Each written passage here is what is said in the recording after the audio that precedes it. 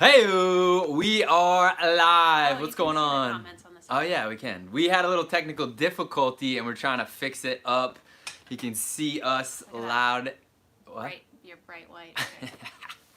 Super Looks bright. good.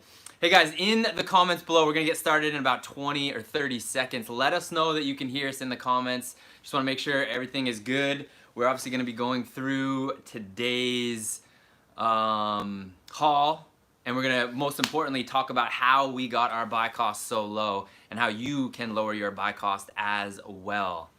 Cool, we can see you. Can you hear us? Can you hear us loud and clear? And it obviously helps if you guys smash that like button. It helps spread the word. We really appreciate that. Hi everyone. Everyone's checking in. What up, Bobby? We want to use our YouTube channel to continue to document what we're doing, how we're doing it, why we're doing certain things, why we don't do certain things, so that you can hopefully either replicate or improve upon what we are doing. Maybe leapfrog some of the mistakes that we have made. Thank you, Demand, for letting us know. Can hear you. What up, Greg? Good morning, Eddie. Phoenix Flippers. John Ackford from Harlingen, Texas. Greg Stewart. Everyone's checking in. Jessica Hinton. What up, everyone? Information in hand. James Bells. Everybody can hear us. Colorful attire this morning. Yeah, it's a beautiful day here in Maine. Decided to springtime clothing. Springtime colors are on. Good morning. Good morning. Rummage for Richard says good morning. Original Closet. Good morning from Cali. Cool. Checking in from Chattanooga. Eileen. Good morning. Roger. Good morning. Thumbs up. Appreciate everyone hitting that like button. So here's a quick cap of what we're gonna go over today. Behind us on this table is 62 pairs of shoes that we got at one thrift here in Maine. Half the thrifts were open for the last week or so, and they just reopened more thrifts, and there's still a few thrift chains that are not open yet. So what we want to do in today's video is show you the 62 pairs. We're going to pull them off the table and show you what we picked up so you can kind of look at the brands, the styles, the colorways, the sizes, the things of that nature. But most importantly, we want to talk about how we got all these shoes for $2.66 a piece. We spent, again, this is just one stop, 62 pairs. We spent $165. That includes tax. That includes rounding up our donation. It was a close by thrift, so we're not going to throw gas in there because it didn't really play a factor into that. We write off the mileage anyway. We write off the mileage, so there you go. But we want to talk about the process in why these are $2.66 so that maybe you can take advantage of the processes in the thrifts in your area. It may not be the exact same way. Certainly if you're in the New England area, you can take advantage of this exact same thing that we did to bring the buy cost down. But if you're somewhere else around the country, you can absolutely see what we look at when we go into these thrifts and then replicate those actions to drop your buy cost as well. Hey! We got a super chat. Who is it? Demand, Mr. Information in Hand. Appreciate the free information. Thank you, Demand. Really do appreciate that. It means the world to us. Just to connect with you guys on any platform that we can. We do a lot of stuff on Instagram. We do a little bit of stuff on Facebook. We're trying to do more and more content here on YouTube just so there's different places where you can absorb the information. And again, people ask us all the time, why do you give away all this information for free? Why do you do this? Isn't it going to hurt your business? Blah, blah, blah. And the answer is, one, it's not going to hurt our business. We've been sharing what we do and how we do it for, actually, it's been over 3 years. We hit our 3-year anniversary yesterday. We've been full-time resellers since June of 2017. We've constantly shared everything we do and how we do it, and we continue to grow. And secondly, this is how we learned. We asked questions. We jumped on YouTube. We jumped on Instagram. We reached out to other resellers and we asked questions. Not everyone responded and gave answers, but some did. Oh, security's about to take over. Sydney, our pup, whenever the postman comes up, she goes to the window and starts barking, so Lindsay's going to take care of that. But we asked a lot of questions ourselves. We still ask a lot of questions, and it's because we are given information for free that we want to then give the information for free. So again, enough talking. Let's dive into exactly these shoes. I'll just start with, we'll start with showing just one pair. These are a pair of men's Adidas Torsion. We've actually sold this pair before.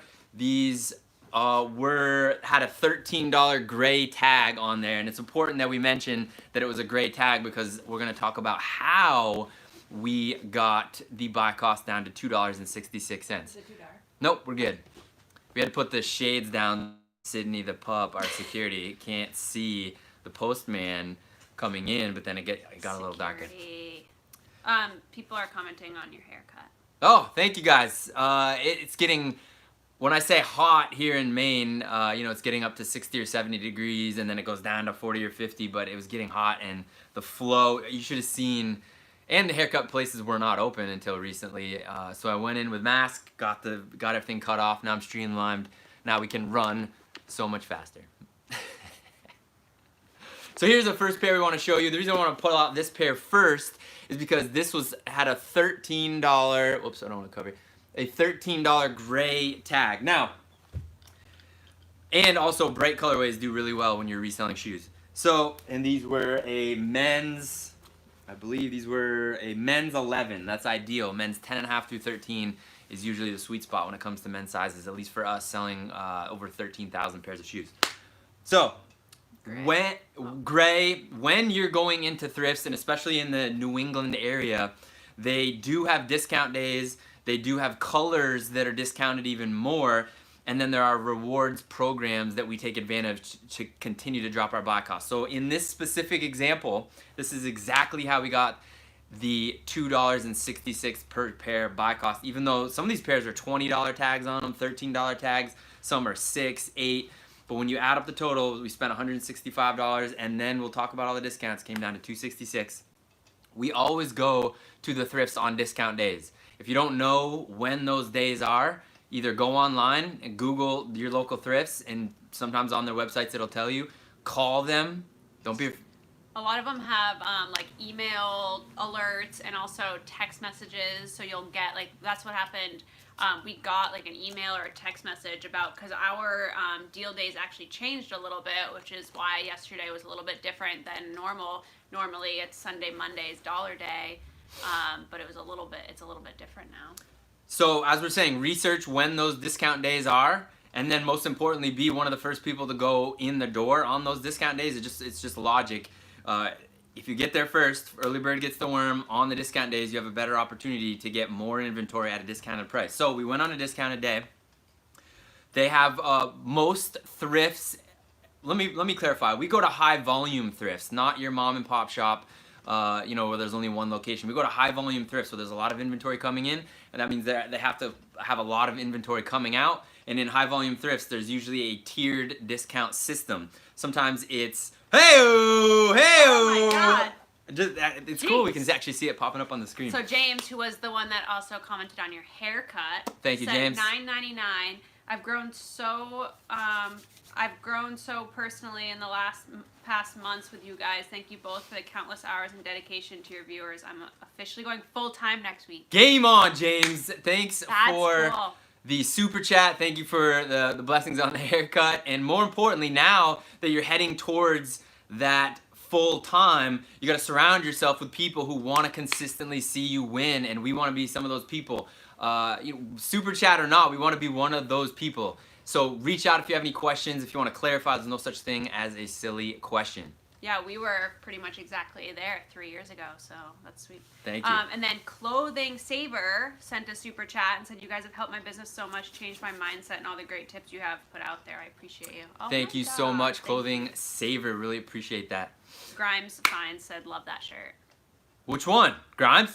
Which one? Whose shirt? Her shirt or my shirt? So we were talking about lowering your buy costs. We're talking about going on discount days. We're talking about taking advantage of rewards programs. So specific to this buy, we were purchasing them at a Goodwill location. Now the Northern New England Goodwills have a rewards program card. It's basically a membership card. It costs $7 annually, so you pay $7 for the year, and it gives you tiered discounts. The more you spend, the bigger the discount. So I'm not sure exactly what it is because we always go for the biggest discount. So I think it's like $25, $50, $75, and $100. If you spend that amount, you get a certain amount off your total bill. We always try to spend at least $100, and that gives us an additional 25% off our entire purchase, which helped with this haul as well. Yeah, that paid for itself real quick. Yeah, I mean, $7 for 12 months of discounts. I think when we actually signed up a few years ago, it was like $10, and then they had a discount and said if you extend it for years, it's $7 additional years. So it's like a no-brainer. Honestly, even if your specific thrift locations, if it costs a little more, if you are sourcing frequently like we are, it absolutely pays for itself. Like Lindsay said, literally in one purchase. Yeah.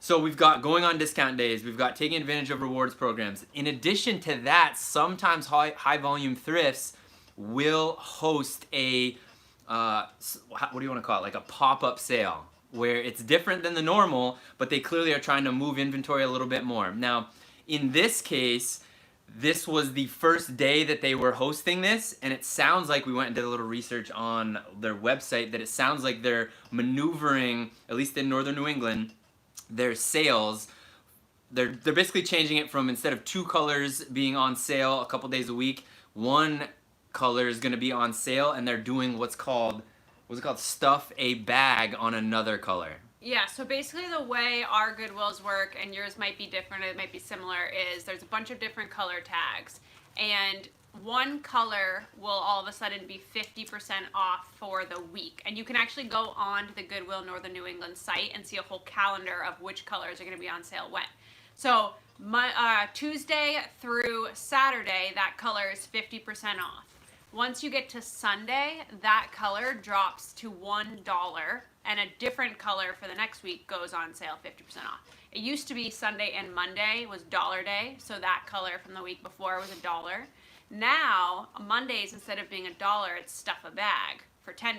So you take any item that's that color and you stuff it in a bag, and it's like a normal grocery bag, brown paper bag, and as many items of that color that you can fit in it. It's just $10 for the bag. You also use your discount on top of that, so we got 25% off that too. Yeah. So that's new since after the shutdown. Now, yeah. So less important about understanding all these specific things that we're talking about, the general theme of today's video, and we always like to show by example, we never talk about anything that we don't do ourselves, is really understanding how the thrifts in your area, in all the states around you function, so that you can make the most out of your sourcing trips. And again, we're using this as a real world example instead of just talking about hypothesis, but spend less time about taking notes how our thrifts work, and then understand how thrifts work in general, so you can take advantage of what yours does. Just to give an example that's outside of our sourcing range, there are some places in Texas, for example, which we are excited to go eventually sometime in the future and look, and the whole store might be $2 a piece, or they might do one day in the entire month, it's 50% off everything. So you just got to understand what is happening in our thrifts may not be happening in your thrifts. If you're in New England, take advantage of this. But understanding how to take advantage of all these different things is super, super important. Here's another pair, and we're going to continue to talk about it. These are bricks. There are bricks. They are Brooks Pure Connect. Again, this bright orange colorway. And again, this is, it's hard to see it, it's a gray $10 tag on there. So as Lindsay was explaining, the stuff a bag color when we went yesterday was gray. As you can see, we've shown you 2 pairs already that were gray. Once we understood and walked in and got clarification on everything, because it had changed from what it normally was, here's some bonus content. Always be communicating with the people that are working there, the managers, the employees. Be nice to them, say hi to them, remember their name. It goes a million miles farther than you can even imagine. But yesterday, when they saw us come in, everyone's got their mask on, only 15 people were allowed in at the store at a time. They immediately recognized us and said, hey, what's up, Rnzy? Just to let you know, things have changed a little bit. And then they re-clarified how things had changed. That went a million miles, because normally, $10, $13, $20, $25 is a lot to spend. But if the color was gray, we put it in the cart because we knew we could stuff a paper bag. So Clay's Closet said, I'm glad y'all mentioned the sales days. I had forgotten that. And to see when senior day is and eventually take my mom on those days to save more. Yeah, we have a few friends who will take go get lunch with their grandma or something and then hit up the Goodwill after to take advantage of the discount. And you know who you are. Shout out to you. That's super smart. Grimes said, I'm hitting up 50-cent day today. Everything in store at 50 cents. That's sweet. Wait, who was that? Grimes? Grimes. Everyone see that in the comments? 50-cent day. No excuses when things are 50 cents. Keep in mind, just because it's the low buy cost, you always want to triple check the condition. You want to make sure original insoles. You want to make sure no rips or tears. Definitely no funky smell. It's crazy. We've got this giant pile of used shoes behind us. We've got, 1,600 pairs up in our sneaker loft. There is no funky smell in our apartment. We always make sure to not bring home stinky shoes. Okay, let's keep going. All right. So let's bring out, here is a pair of LeBrons. Here we go. These actually are a men's size 9, no rips or tears. Again, you're gonna see a common theme, gray, you guys can't really see it. It's a gray $13 tag on that. Remember, we paid $2.66 per pair. We're gonna go through every single pair. Here is a really cool pair. These are women's Nike Free Waffles. Believe it or not, you got a gray $8 tag on there. A few of that particular model, the waffle. Yeah, the Nike Free Waffle. Merrell's. Waterproof Merrell low hikers. Again, they have really cool, like Castle Rock, Periwinkle. They have great color names on the inside of tags of Merrell, so definitely include that in your listing. Merrell does that. Nike does that when you look it up. They have really ear-catching names for the colors of their shoes. And as Lindsay said, when we're trying to attract more buyers, we'll include that. What's literally on the Merrell, on the inside tag, you see it, it's up on the top. On most Merrell styles, they'll include this really cool name of the colorway rather than just gray. Yeah. You know? Ooh, here's another one. Awesome, like outdoor shoe, more of a sneaker, but these are Solomon. These are the XR Mission. These are in great shape. I don't know if you can. Boom. Super bright, awesome tread. Oh, I didn't talk about the Merrells, but these are gray as well, so they were part of that stuff a bag. These are the Merrells. Every pair we've shown you so far is gray. But really, really bright. These are a women's 11. We do super well with women's 11. If you don't have a huge buying budget, it's not the most sought after size, so maybe sticking to the more in the middle sizes, like 7.5, 8, 8.5, 9. But 11s are we sell really well. Yeah, we do really well with women's 11. So as we always say, Lindsay just brought up a really, really good point. If you have a smaller buying budget, let's say less than $200 per week to consistently spend week after week, we would recommend sticking to men's 10.5 through 13 and women's 7, 7.5 through 9. Now, if you have a little bit bigger buying budget, but not a huge one, we would add, like Lindsay said, a women's 11 into that, and we'd maybe even add, yeah, let's stick with that because that'll keep you narrowed. Now, if you have a bigger buying budget, the reality is every single size sells. You always want to check comps, but with a bigger buying budget, I mean, we buy infant shoes all the way up to, I think the biggest shoe we've sold is a men's size 20. This is a good question. So how do you, Script asked, how do you know which brands are popular enough to resell? I only know the main ones, Adidas, Nike, Jordan, etc. That's a really good question. Yeah, Script, that's a phenomenal question, and the easy answer is we do a lot of research. Go ahead. Go ahead. And also, like, start slowly incorporating new or different brands. Like, definitely Nike, Adidas, Jordan, New Balance, Asics, Brooks. Like, all those ones are pretty well known and pretty regularly found at thrift stores. But we'll go in. We know we like those brands. We'll always look up the model and make sure it's a good seller. But just start looking up some of the other brands that are at the store if they're in good condition and see what they're like. Some of them will be like, whoa, okay, good to know. That is not a good brand to resell. And some of them you might be surprised and be like, wow, that's... Yeah, and here's a point of clarification too. The same pair of shoes, so you have a pair right here of men's Keen leather lows. This pair of shoes has a different value on every marketplace. So it might sell for a certain amount on Poshmark, but a different amount on Mercari, a different amount on eBay, a different amount on, Amazon if these were brand new with their box. So it's super important when you're doing that research to be looking the comps up on the marketplaces that you are using. It doesn't make sense to look up online how much a box of cereal is in one grocery store and then go to another one and expect to buy it at the same price. There's different value in different marketplaces. So the more research you do in the marketplaces you're using, the better. Really quick, Jamie Brown said, I love how you're teaching concepts for sales that can be used for anything in the thrift stores, clothing, hard goods, etc., whatever you buy. Very true. Well, who's that? What's her name? Jamie. Jamie, thank you so much. That is a great point of clarification. We are always going to talk about the things that we do and the things that we have done, but you're right, the concepts that we're talking about now can be applied across the board. I think it's super important when people are talking about, especially when people are going to be spending money. Like what we share, we want you to be able to go out. You have spent hard-earned money on inventory. We want to make sure we're giving you the best advice only based on what we have done. So we're never going to tell you how to go source clothing. We're never going to tell you how to go source electronics. But you are right, Jamie. The same themes do apply on other niches. So Clay's Closets had meant to say, because he had said it earlier, we're pretty much selling sneakers mostly. How many platforms do we sell on? Really, really good question. The answer is as many as you can handle. That was super important for us. You only need one. You can build a monster business on one marketplace. Again, I just went on this whole rant about using our examples. So we've sold over $50,000 in shoes on Facebook Marketplace.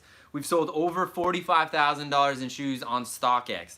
We've sold over Mercari. We've sold over $75,000 on Mercari. We've sold just under $300,000 on Poshmark.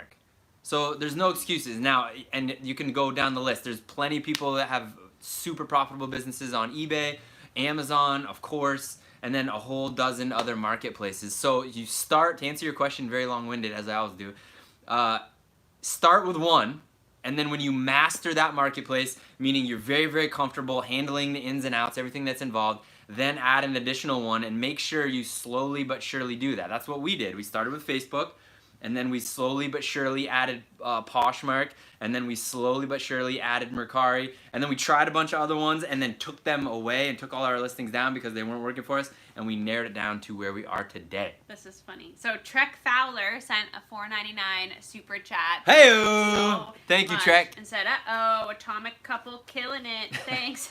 Haircut is on fire. You're talking about... I got my hair done too, She got her hair done too, guys. Just because I cut off basically my mullet doesn't mean... No. Thank you so much, Trek. We really That's appreciate those kind Also, the words. other part of that was that we're pretty much just selling sneakers. We definitely sell a lot more sneakers because that's kind of our comfort zone where we started. But just like you might have comfortable brands and you want to incorporate other brands, we do the same thing with styles and models and brands as well. So we'll add in like the hiking boots or dress shoes or whatever. We really they're not as comfortable for us, so we just need to make sure that we look everything up. But it's not like we don't sell, like if it's gonna make money on the platforms we use, we will. And it's a pair of shoes. And it's footwear, yeah. We've sold snowboard boots. We have sold some dress stuff here and there. But as Lindsay said, like think of how big this opportunity is. We sell a tremendous amount of shoes, and we don't even sell all the types of footwear. So it's like insane how big the opportunity is. Hey-o! Carlos sent a super chat and said, "Hey guys, thanks for everything you do." Thank you so much, Carlos. Thanks really appreciate it, my friend. I want to show you guys $13 gray. This is a common theme. Not all the shoes we got were gray, but the majority are. Remember, because we wanted to drop that buy cost, you stuff a bag. Actually, Lux Select said, "Yo, what's up? I like the stripes." Yo, what up, Lux? Thank you so much for tuning in.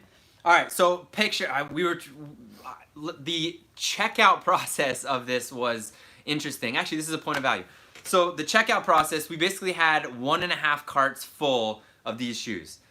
And as we approached, one thing that we did was we always try to eliminate as much friction as possible in our entire business, whether it's someone buying shoes from us or whether it's us in the thrifts. We don't make a mess. The shoes that when we fill up a cart and we go through all the shoes and we find some that actually have rips, we carefully put them back on the shelf. We don't just like chuck them somewhere. The common theme is we try to eliminate all the friction that we possibly can. So if you guys have been watching this whole entire time, we had 1.5 carts full. We have a discount card that's going to give us a discount off our total purchase. We went on a discount day and they were hosting that additional pop-up stuff a bag. Some of these were gray, most of these were gray, some of them weren't. So we were thinking in our head, as we approach the register, how can we make this as frictionless as possible? How can we support the cashier who's stressed already because of all the crazy times and new regulations that you have to do?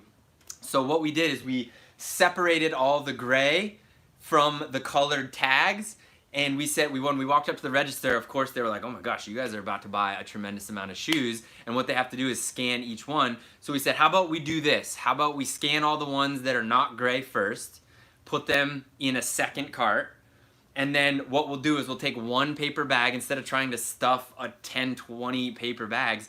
We'll fill one paper bag at the register, and then that counts as $10. And then they have a special code that they type in. We'll then dump all the shoes into that empty second cart and then use the same bag to fill it up in front of them. That way we're only using one bag, so we're not taking all their bags.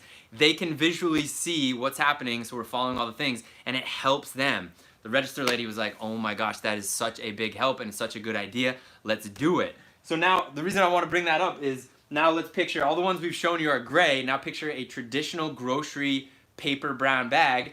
You put one in. Then we put two in. Now we don't have it because we actually let them keep the paper bag so they can use it on the next guest. And then we put three in. Three could definitely fit in there. And then a fourth and a fifth. And then sometimes 6 pairs were fitting in that one paper bag. We're going to show you in a little bit. We even had little infant ones that were gray. That helped out tremendously. So now you're paying $10 for 4, 5, 6, 7 pairs that actually have an $8 tag, a $15 tag, a $13 tag. That, as you can tell, if you do the basic math, boop, here's some little Pumas. You can fit a lot of those. Some infant Pumas. That significantly brings down the buy cost. Now, think about even more, that $10 bag with our discount card came down to $7.50. Now we're getting 6 pairs of shoes for $7.50. It's insane. You got to take advantage of all the things. What else we got? Oh yeah, a little side note. Again, little infant, you guys can't really see it, infant gray. It was only $3, but it was gray, and these are tiny little shoes, so those can fit into the empty spaces in those paper bags. So Dawson Roy, when you send out offers to likers for pairs older than 30 days or 10 likes, good memory that's what we do you have a set discount that you send for each of those pairs, etc., or example, 10% off? So yes, on Poshmark you have to send an offer to all of likers that's at least 10% off and includes a shipping discount. So if it's a pair that has 10 likers, but maybe we listed it pretty recently, we'll just do 10% off and the $2 whatever off shipping. If it's a pair we've had for a little bit longer, we might drop it by a little bit more. It also depends how much we spent on the pair, because we want to make sure we're at least doubling our money, if not tripling or quadrupling it. So it kind of depends, but usually safe bet for first round of offers to likers on pairs is just that 10% off with the $2.11 off shipping or whatever. Boom. Really good question. Yeah. Here's another pair we wanted to show you, not bright colorway, but the big thing with this is these are waterproof. These are a pair of Airvon, which I believe is New Balance. And the big thing, you guys can't really see it, but I'm going to try to make the flash. So you can see there's a little thing right here that says waterproof. That is a golden when it comes to any footwear. It's an added attribute that obviously increases the value. And again, this was an $8 gray tag. So as you can see, the majority of what we found, bam, was a gray tag. These are Nike Air Max 2016s. And yes, these had a gray $13 tag on them. But the podcast then. Whoa, Jamie Brown. Hey-o, Jamie Brown. Thanks for the super positive content, especially with all that's going on in the world. We need positivity. You are exactly right, Jamie Brown. Without question, positivity needs a louder voice. Happy that you consider us to be one of those voices, two of those voices. What did Paul McCartney say? No idea. They're something about like people ask like why he's so positive or why he's so optimistic, and it's because because I think we outnumber them. Very true. There's a lot of positivity and optimism out there. Negative people are usually loud and obnoxious, and positive people need to be a little bit louder. That's why I'm screaming at the phone right now that we're using this. Nike Air Max 2016s. The big thing when you come across Nike Air Max is you want to make sure, hopefully you guys can see this, I'm squeezing the bubble on the bottom. It should be hard to squeeze this bubble, which means there's still, the bubble is still pressurized. If it's super easy and it caves in, that means the bubble has popped and you want to pass on the shoes. Believe me, we've come across Nike Air Max and we're like, yes, these are great because these do sell really, really, really well. But if the bubble is popped, we pass on it. It's basically a broken shoe. OGC Resell said, hello from Rochester, New York. What up, OGC? Phoenix Flippers, I've sold several pairs of shoes just by taking additional pairs of same size when meeting people from Facebook and OfferUp. Thanks for sharing that. Yes, that was huge for us when we started, when we were only doing stuff online and we had hit kind of this like cap of actual like physical deliveries that we could do every day just with the time it would take to drive around and it just being two of us. So the biggest thing was that we started taking multiple pairs in each size and then also the size above and below, and we'd also ask if they knew anyone else that needed shoes, because A, they might not actually like the shoes you brought them, or they're like, or they might change their mind or want a different pair, or they might buy multiples. That's huge. Yeah, as Lindsay said, we had hit a cap delivering one pair, you know, we deliver one pair, and then once we triggered this in, we started delivering multiple pairs to the point where we would meet in a neighborhood and everyone from the neighborhood would come and we'd sell 20 pairs at a time. It was a really good way to scale your local shoe delivery business. Skechers, guys, if you're sleeping on Skechers, we say this almost every video. We slept on Skechers for so long.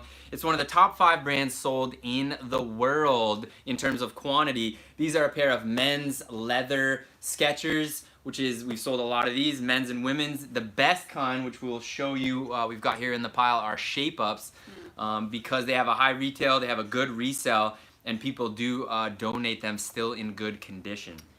Gray. Script asked, have you guys thought about reselling Starbucks cups? From what I see, they resell for a decent amount. We see that as well. There's tons of, you can really sell anything, guys, if that's legal. Anything. Or illegal, but we only do shoes. Anything that is not shoe related is really just taking our mental real estate away from shoes, so it's not worth it to us.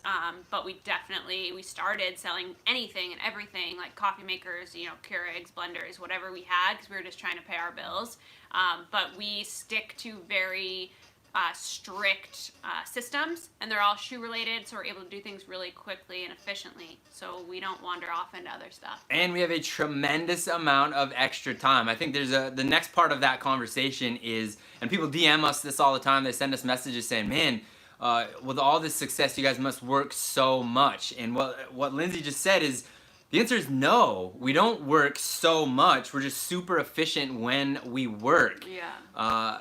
It took time. Obviously, when we first started going into thrifts and first started going into outlets and retail locations, it took us a lot longer to look up the comps and to understand. But the more you do it, the more knowledge, and the more you actually are honest with the systems that you're creating for yourself, the quicker you can get. So now we can go into a thrift, and obviously there's 2 of us, so it goes twice as fast, but we can go in, we know what we're looking for. Yes, we still do look up comps if we have to, but we've sold over 13,000 pairs of shoes on these marketplaces, so we know what sells. If we don't, we sit there with our phones and we look it up. So now it's condensed the amount of time that we are sourcing, it condenses the amount of time that we're looking up comps. We've gotten better at taking photographs, we've got better at listing, we've done all these things so we can do more work in a shorter amount of time. If you're not addressing these things, and you're not looking at ways that you can get more efficient, yes, you will be working a lot. And for us, we're not interested in working 16, 17, 18-hour days. It just doesn't make sense for our mental and physical health. In the beginning, yes, we were, because we didn't understand our systems, but then we got better. And now we only work a couple hours every day, other than connecting with people and answering their questions. We get our shipping done faster, we get our sourcing done faster, and we get our listing done faster, and then we have so much extra time. Okay, my along the same lines, Michael said, how did you guys make the final decision to just sell shoes? For me, that might be hard if I would see something of value. I don't know if I could just leave it behind. It's definitely harder for him. Well, so let me answer that. So I know what you feel when you're going into it, and there's a difference between present day and when we first started. When we like the very first, we're talking day 1, 2, 3, and 4. We were kind of all over the place. Coffee makers, wooden bowls, a little bit of clothing. We were trying to like get the best deals on everything, and then very quickly on, we're talking week 1, we realized this is gonna get chaotic. This is gonna get chaotic because we're in all these different niches and we don't really know, we're not really knowledgeable in all of them. We know a little tiny bit about a lot of different niches, but we aren't game on with one. So then we said, what do we enjoy? And again, this was the very beginning. We realized, like, what do we enjoy interacting with? And I was like, I'm not really into wooden bowls. I don't really care about coffee makers other than the one we have. They are profitable. All those things are profitable. But hey, I love going through the shoe section and seeing what they have. Lindsay said the same thing, and we were like, all right, let's just focus on, let's see if we can build our business to, at first it was, we want to sell 1 pair a day. And then we did that, and then we said, can we build this up to profiting $100 per day? And then we did that, and then we said, why don't we do $200 per day in profit? And then can we build it up in 300? And then over time, now we're talking months and months, and now we just passed 3 years. Now we're selling over $500 in profit per day. Let me back up, between $400 and $500 in profit consistently every single day. And speaking of our story, that's because we have this laser focused on footwear. Now present day, when we walk in, I still want to go through the clothes section and see if there's any cool jackets or hoodies, or I still want to go through the electronics section, all that, but I'm like, you know what? My short-term needs and wants aren't as big as our long-term goals. We want to start buying properties and buying land all over the world, and we know this can get us there. We have these systems when it comes to footwear to get us there, so now we're in and out. I'd rather go into 10 different thrifts in one day. There's a couple of different mentalities with shopping too. Is we, like Ryan said, would rather be able to know that we could get in and out of a thrift store in under 20 minutes because all we're looking at is shoes, right? We're going to go in the shoes, sweep around, we're going to get out of there. You also could, instead of going to the 10 stores and spending 20 minutes each one, you could just go to one store and spend your whole day there and go through every single section. And you might walk out with the same amount of profitable items that we would going to the 10 stores or whatever, but for us, it's our preference to just be able to in out of multiple stores and be able to look at as much inventory as possible in that one. I'll tell you what, there's a lot more people that we have seen struggle to build a consistently, listen to the words I'm saying, consistently profitable business over and over and over and over again for years when they're all over the place. It's possible. And those very few times where it does happen, there's usually a ton of storage, there's usually stuff everywhere, or they're super, super methodical with it in the nooks and crannies. For us and how we work, we need to be laser focused, we need to enjoy it, and we didn't want stuff to get, death piles and random stuff that's been sitting for 2 years that you forgot to list and all that. We said, let's zero in on this thing and hit all our financial goals in a very streamlined way. We also wanted to create a system that we could remove ourselves from parts of it and put other people in. That's a really good point, yeah. Which is a lot easier when it's the same product that you're just repeating over and over and over and over again, as opposed to like, well, with board games you photograph it like this, or with books you do this, or glassware this. You ship it all differently, you photograph it, you list it all differently. We wanted to keep it as simple as possible, so when we go on vacation, we can pop someone else into photograph, we can pop someone else into ship, and it's super easy. Okay. Just some things to think about. There's so many different ways to win. We're telling you how we do it. There are people doing it different ways, so that's what we said at the very beginning. You can either replicate what we're doing or improve upon what we are doing based on what your goals are. So Trick Fowler said, what light bulbs do you use? Daylight bulbs. We get them at Home Depot or Walmart, but the I'm not sure what the brand is, but the category is daylight bulbs. It shows the truest color of the shoes. When we used to do it, it used to just be the sun coming in through the window, put the shoes on the coffee table, and that was good. And the daylight bulbs replicate that as good as possible. And of course, then we don't need daylight to do our photography. I think they're just like 60 watt or whatever. It's nothing crazy. Because we use like 4 of them. Boom. Guys, no, we don't use a light box.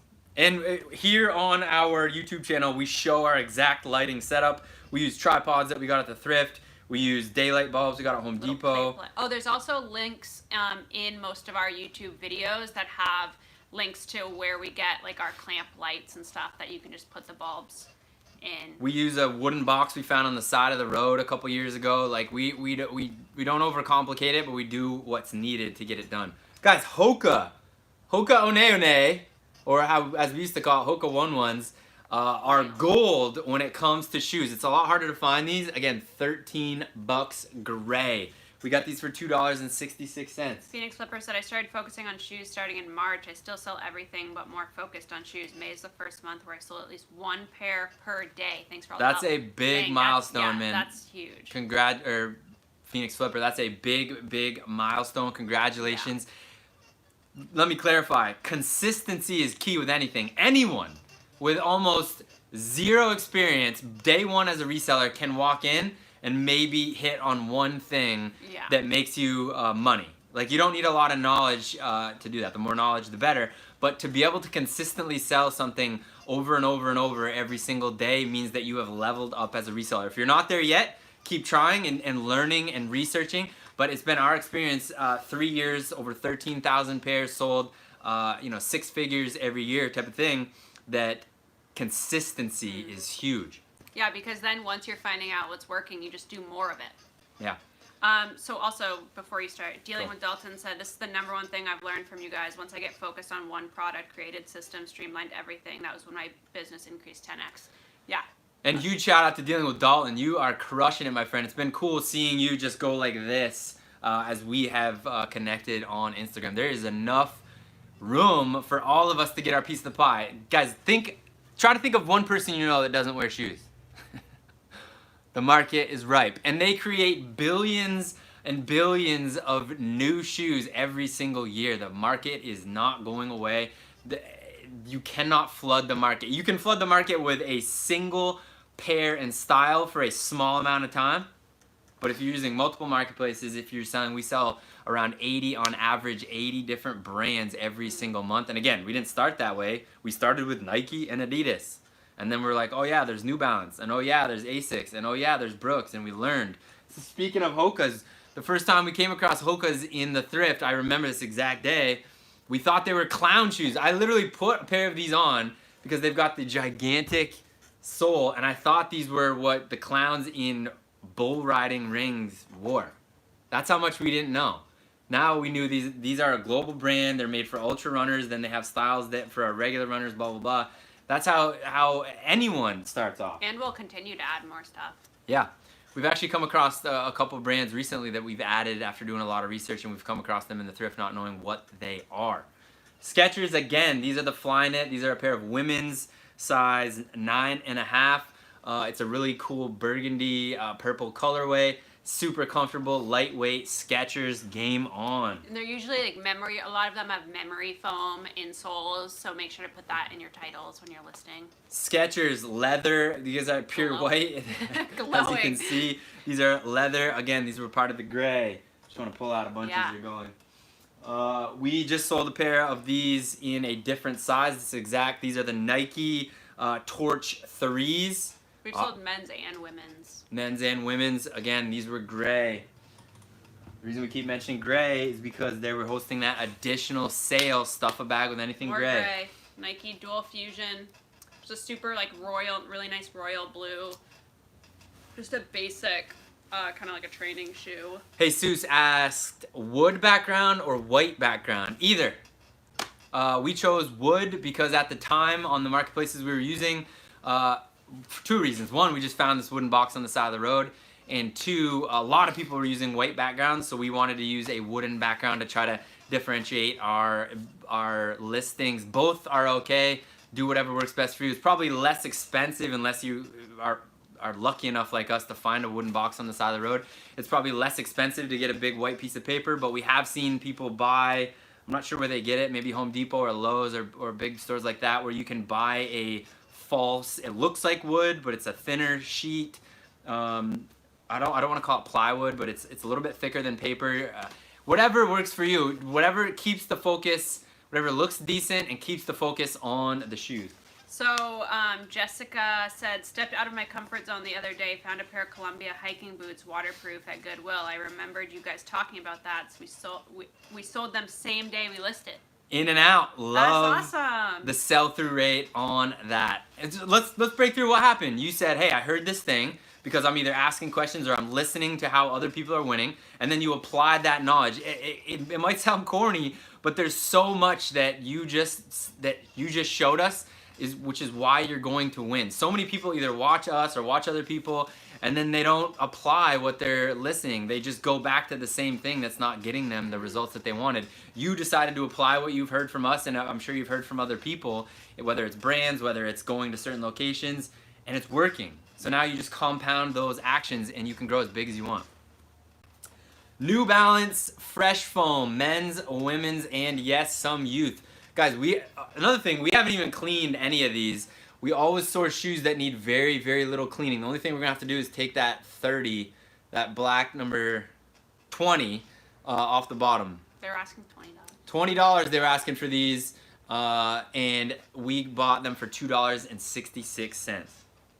What do we got? I just saw Clay's Closet. Clay's Closet. Hey, thank you so much. He said, y'all are helping my confidence a lot. Plan is to teach one more year, then resell full time. Thanks so much for, so glad finally watching, helping me already. Dang, you're teaching. Power to you. Yo, thank you for jumping in. I want to apologize to you and all the other teachers. When I was little, I had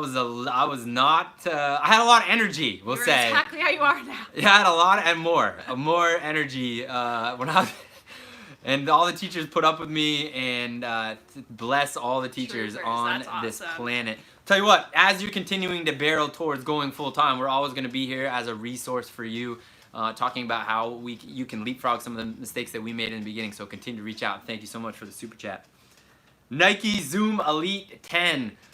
Black and white, not a lot of cleaning, and I guess this has a $13 gray tag. I really liked the 13 gray. Yeah. Oh, here's another Merrell, a men's Merrell. These are like a barefoot minimalist let me show. Got it. Running shoe. Boom. They look kind of weird. They have Vibram treads, so we make sure to put that. Make sure to put that in the title. A lot of people are searching for Vibram, and also like the barefoot style running shoe. It's a high preference for some people. Men's 13. Yeah. Really, barefoot really meaning minimalist. There's like not a lot to this shoe. There's obviously really good tread, as Lindsay said, with the Vibram, but there's not. It looks goofy until you put the shoe trees in, and then it looks good. Hi. Security arrived. Security has arrived. Security is here. She's not coming in. Oh, here we go. Here's shape ups. Oh, and this was not a gray. So this was a $13 yellow, but because we were getting all of these shoes for the 6 pairs for $7.50, all the pairs like this that were $13 or even more came down to that same $2.66 because we combined it all. But really good tread. These are like a suede shape up.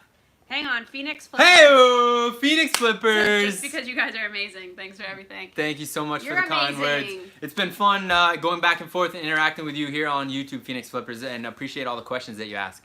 And yes, Thomas, shape-ups are money. One thing that Lindsay just said that I think is super important that I want to compound is understanding exactly how much you're going to pay before you get to the register. Yeah. We always talk about taking the guesswork out of it when we talk about looking up security. We got security. Just finding things on the ground. Security is checking the compound. Oh. We always talk about, what did I say?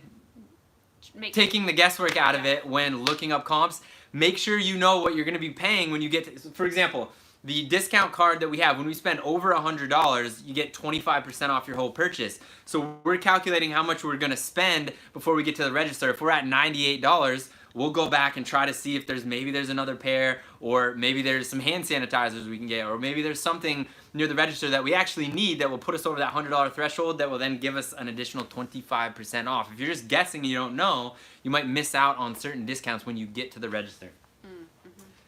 You guys know, if you watched the 10 episodes of The Last Dance, Jordan doing his thing. Jordan's obviously are very profitable when they are in good condition, and even profitable in not the best condition, but we always buy shoes that are in good condition. These are $13 yellow tag. These are called the Jordan Horizons, I believe, and they come in a bunch of different colorways. This is the teal, gray, and white in the men's 9.5, but it came down to $2. We got Jordans, guys, for $2.66. This is a pair of Asics GT2000. Asics running shoes like this are kind of like a replenishable for us. We can pretty much go into a majority of thrift stores and find these Asics, New Balance, Brook. Well, maybe not. Brooks are a little harder to find. But running shoes, and as long as the tread is in really good shape, you know, original insole is perfect. You know, people always need just basic running shoes. Look at those insoles, those guys. Are nice. And those were gray. Yeah. So. Gray. Here's one thing I want to point out. Oh, did I see one? Thomas. Hey, Thomas. $5. Thank you so much, Thomas. We appreciate you. Thank you so much, man. One thing that we get a question all the time is, how do I get the writing off the bottom? There's 3 things that we do. We use foam shoe cleaner, which usually gets that writing off. If it's stubborn and it's not working, we use a very fine file. You can use a nail file or a little chainsaw file. I'm gonna put it, there we go. It's in the white so you guys can see that. Now, this is it's called a chainsaw file. It's pointy on both ends, and you guys can't see obviously in the video, but right here, it's a file. So, and it's very, very fine file. You obviously don't wanna be damaging the shoes, and it does make it a little difficult when, whoops, over here. When it's kind of in here, this is why you can use a nail file, as you just said, to get in there. But we'll try to file the very, very top layer. Again, you don't want to damage, you certainly don't want to be creating damage in the shoe, but if you can, it's usually the top layer. If that doesn't work, if the foam shoe cleaner doesn't work, if the fine, and these chainsaw files at your hardware store, you get like 6 or 10. Yeah, there's also a link in our Instagram bio. There's a link to where we get the chainsaw files. Super, super inexpensive. You get a pack for very inexpensive. If those 2 things don't work, what we will do is we will take a marker and actually color on the shoe and turn it into a spot rather than writing. That's the last case scenario. Yeah. And then, guys, to be honest, if you jump on YouTube, there's 1,000 home remedies of people talking about, but we only talk about what we do. There's lots of other different home remedies that people have shown. Use, like, Goo Gone, people use like lemon juice, we were told once. We haven't tried those. Like acetone, lots of different things. But we like to keep our tools really simple, and that's what. Here is a pair of Adidas high tops. The reason that we picked these up and we want to show you these, man, you can't tell because the light is so bright. But right around here, the white is actually dirty. Yeah, it's and right on the toe, you can see a little bit, it's dirty. Now these are leather, which is a lot easier to clean when they are dirty. Now again, we've literally cleaned tens of thousands of pairs of shoes. We didn't realize this in the beginning, but the better we got and the more time that we put into cleaning shoes, you understand what materials work better. For example, if there was a giant stain on these Flyknits, we would probably pass on these because Flyknit stuff is a lot harder. It's not impossible, it's a lot harder to clean. We only source shoes that take less than 2 minutes to clean. And now that we've got experience doing it, we can do it very efficiently. So a quick spray of the shoe foam cleaner, a very soft bristle brush, and in less than 2 minutes, we'll be able to clean these up. $10, gray, good colorway, and super easy to clean. This is probably the dirtiest pair that we got. So Clay's Closet is asking about our lighting. So I think we have videos showing it, but basically we just have 4 tripods, and they all come from behind where you sit to take the photos. Yeah. So they're shining, behind you directly onto the shoe, and make sure that your shadow is not in the way. Yeah. And we, as Lindsay said, we have a video showing exactly the setup. We sit when we're photographing the shoes. We got phone in hand. There's two lights on this side, 2 lights on this side, and so there's no shadows. Someone just asked a good question about how many stores we went to. Just trying to respond to that question mark. Something about... Oh, how many different stores you have to go to for all the shoes you got today? Guys, these 62 pairs is 1 store. Now, that is not common, but it is possible. This is one store, and then the reason that there was so many good pairs is because in Maine, they're slowly opening up different good thrift locations. Like some were open up, and we went on day one when they opened up. This was the opening day of one of the thrifts, so obviously they had more inventory because people have been donating. So this is not a common thing. It's not like you just go into every thrift store and you can pull out 62 pairs. But we want to use this as an example of what is possible when you use all the discounts that are offered when you are one of the first people in the front door and when you go on the first day of the sale. And the people that are saying like, well, I only have one store and it sucks and blah blah blah, or our stores aren't open, whatever.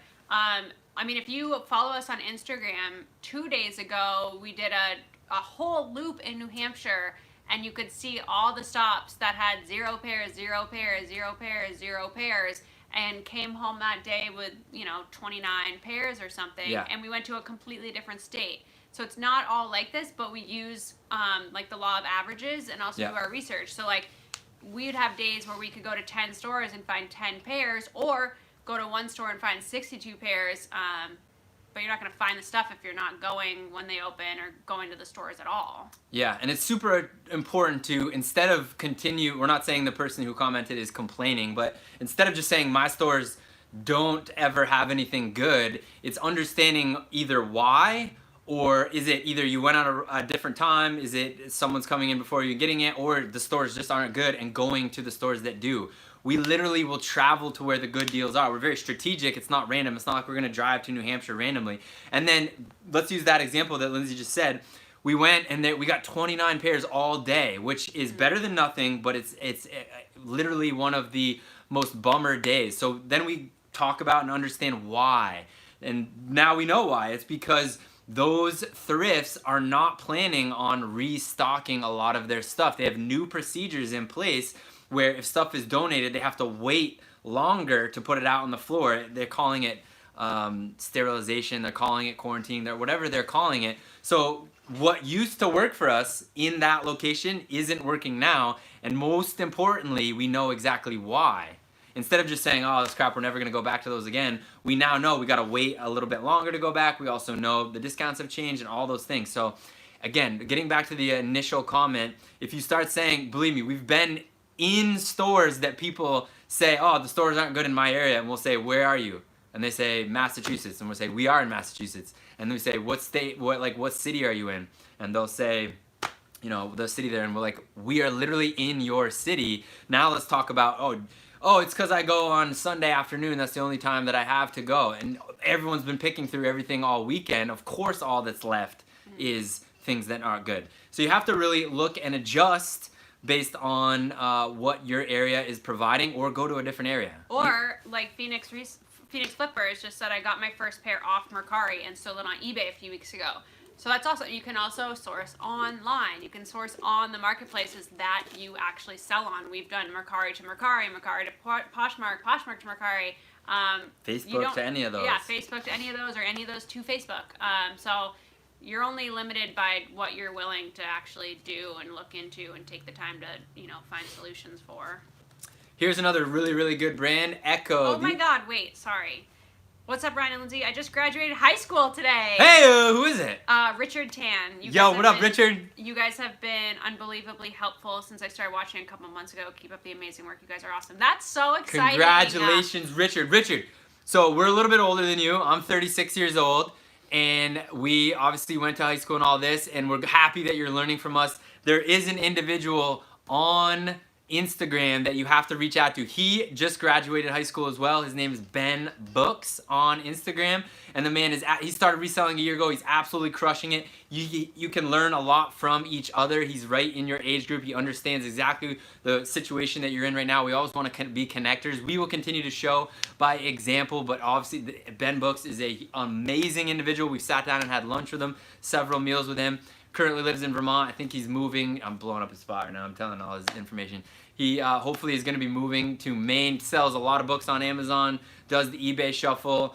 Is getting into shoes and things of that nature. But he is just graduated as well, and both of you can probably take over the world together.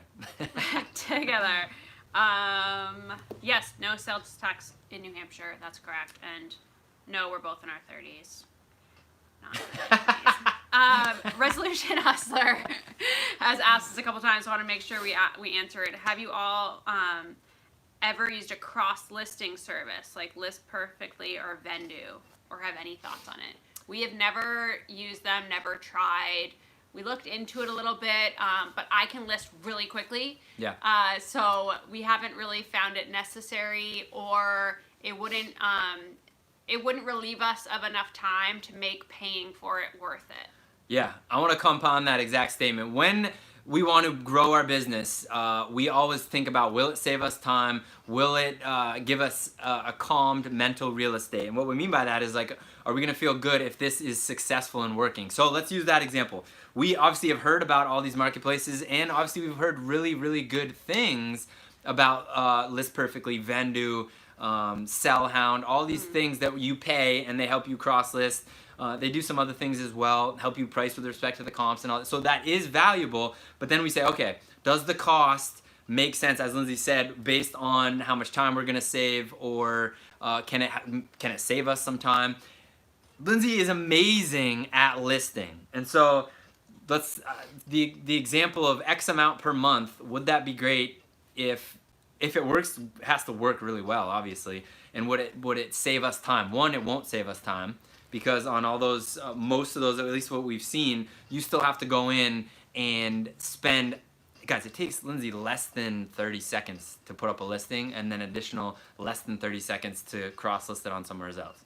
Yeah, so if I had to spend that time giving the information to another person, I might as well just list it myself and not pay. And save the money per pair. Then we've also heard a lot of this is kind of a new thing in the last couple years where people are helping cross-list. Then we've heard, oh, they cross-listed my pair of, let's keep using shoes, my pair of shoes, instead of $80, they listed it at $8 by accident, and then it sold right away because it was only $8. Now what happens?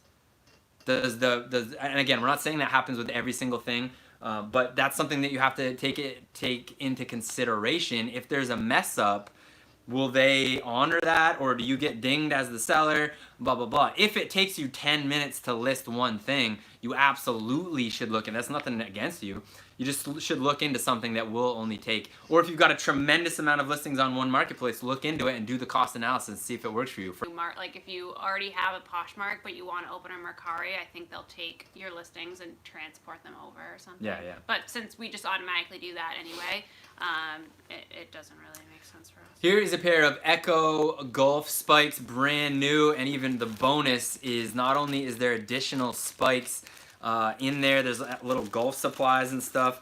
These were in the Thrift. Obviously they were donated either by a store or someone who had purchased them online and didn't want them anymore. Has a $10 yellow tag on there. The thing that I just wanted to point out, one, Echo is a really, really good brand when it comes to shoes. They make really high quality leather, and then they use that leather to make their shoes. But when it comes to golf spikes, it should go without saying, but you should triple check. You guys can't really tell, I'm trying to show the side. Triple check the condition of the actual spikes. Sometimes you come across and there's none, so obviously you want to pass on those. This is the bonus, this is the grail of golf spikes because it's got extra ones inside. They literally have not been worn. You guys can see there's no cleaning. This sticker is gonna pop right off.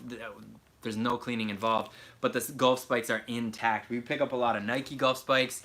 We don't pick up a lot of cleats, but we have started picking up more and more spikes. Phyllis said, feeling like a kid at Christmas, watched your cleaning stationing brush on the drill. Yeah. Yeah, that's sweet. We got our cleaning brush. We'll usually take, like after we get off here, we're going to go through and you can go through 10, 20 pairs in a couple of minutes. Yeah, just like a little bit of cleaner, and it's gone. A little bit of cleaner. I mean, we source shoes that don't need a lot of cleaning in general, but like these Vans, these are a pair of men's Vans mids. I think these are the Ultra Cush. Yeah, these are the Ultra Cush. Boom, $2.66. What else? Here's another pair of Skechers. You guys can't really tell. These are a really nice navy and lilac colorway. These were $8 yellow. This is probably the dirtiest. The Adidas was the dirtiest, but this is super easy to make white. And again, there's still a lot of tread left. You always want to make sure there's plenty of tread left. Here's a pair of Brooks. We've been talking a lot about Brooks. Ooh, yeah. You can see they're yeah, I got you. and they're like a fly knit I want to say they're like Ricochet maybe or something. Yeah, is the style you name. nailed it. Ricochet. But yeah, you just want to make sure, obviously, no rips or tears in any of the Flyknit material or the heels or anything. Good tread. Great Always running shoe. Look for that heel drag. There's none on this, but sometimes you'll see shoes based on how, I don't know the medical terminology, but when people run on one side of their foot, it wears down the shoe, and so you have like this crazy, it's as if you'd taken like a power file and filed it down just after a lot of running. You want to be careful to look out for those. These are flying off the shelves for us these days. I think it's the weather. Pronate, there you go. Thanks, Clay. Now that it is springtime going into summer, these Keen hiking sandals, we sell men's, women's, kids, infant, like youth, everything. Make sure you want to make sure that the little bungee closures are in good condition, not broken or anything, and make sure that you can clearly see the size, because the size will rub off on them. But the Keen hiking sandals sell really well. Oh my god, look at the little collection. This is some bonus content. So as Lindsay was just saying, these are infant Keen. These are like a little camo. Most of the time in thrifts, infant shoes cost a lot less. So this was a $3 red tag. Now, let's say they weren't having stuff a bag. Pairs like this will help bring the buy cost down. Now, the cost for this will be higher than $3, so you always want to make sure that the pairs that don't cost a lot are still in a good enough condition to be sold at that higher amount. We will still sell these at the adult version. We'll still sell these for 25, 30 bucks, worst case scenario, just like the adult ones. We'll price them a little bit higher because that's what the comps are. But not all infant shoes or tiny kids shoes are worth that much. So just because they're that inexpensive, don't pick them up thinking, oh, it's gonna help my buy cost, unless the infant or kids pair can be sold at the equivalent amount. Hopefully that makes sense. Cute. You wanna make sure when you're buying pairs that the low cost pairs are still as valuable as the higher cost ones, so that the average of the two will make it work. Here's another pair of Solomon, really bright. These are a little smaller. These are women's 8. Really, really pretty teal color. Sonic Arrow is the name. Really good tread. And that was gray, so stuff a bag. And just so you guys know, we are going through all 62 pairs. We just put these. These are another pair of Keen, and then just a Merrell version of what these Keen sandals are. It's the same thing. We're going to start putting them in as we go through. We respect your time. Thank you, everyone who has liked the video so far. We appreciate your time and attention. We want to continue. We're going to keep going. We want to provide as much value as we possibly can, and obviously hitting that like button helps us spread the message and get our videos out there to more people. Dapper Tiger said, only pick up shoes, kids, with adult versions. One of the best tips I've gotten from you both. And that's through trial and error. Again, leapfrog our mistakes. What we tried in the beginning was infant pairs were so inexpensive. They were like $1 and half off and all this stuff. We would buy a bunch and then try to sell in bulk like 10 pairs of infant shoes for a certain amount. And it ended up being way more labor for the profit that we were getting. And as Dapper Tiger just said, we learned through our mistakes and said, okay, we're only going to source infant shoes that have an adult version, like these sandals or baby Jordans or, you know, baby basketball shoes. It's just more common. It's not impossible to sell those other shoes, but it's more common. You give yourself a better opportunity to consistently sell shoes if the infant shoes have an adult version. Here is a really cool pair of youth Reebok shoes. I can't remember exactly what these are called, but these are $8 gray. I think you nailed it. Gray. These are called the Kamikazes. We've sold different colorways of these. Just super, super cool. We've actually sold adult versions of these as well. So Gracie asked how to list multiple items on Mercari, i.e. size, color. You must make a listing for each item. Yes, as far as I have seen, experimented with all of that, yes, it has to be separate listings for each size, color, all of that. Yeah. Hopefully they add something like Poshmark has, where you can do. Well, if it's a used pair of shoes, you always want to do the one listing for each. So, for example, let me just show the next pair and then use that as an example. This is a pair of really cool men's waterproof Bog slip-ons. Bogs is a phenomenal brand, men's, women's, and youth. And these are like a waterproof slip-on. You can't tell, but they're heavy duty. I think these are a men's size 13. Yeah, these are men's size 13. They're just really, really well made. There's lots of tread left, very minimal cleaning.